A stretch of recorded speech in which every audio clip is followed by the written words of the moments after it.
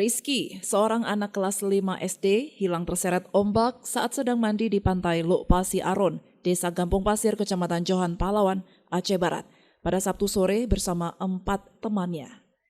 Setelah dilakukan pencarian selama 2 hari oleh tim gabungan dari Basarnas, Pos Melabuh, BPBD Aceh Barat, TNI, Polri, serta dibantu para nelayan, jasad korban ditemukan sejauh 700 meter dari lokasi kejadian dengan kondisi tidak bernyawa.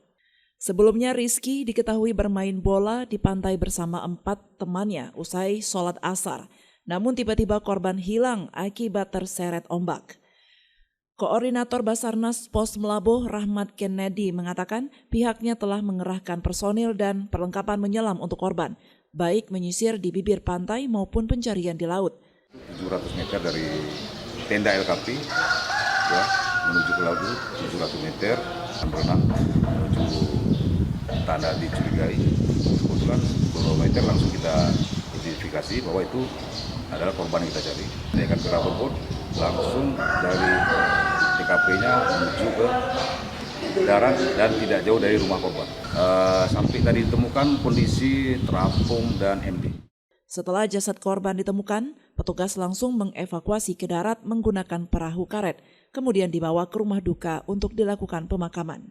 Dari Aceh Barat, Orian Saputra melaporkan untuk Puja TV Aceh.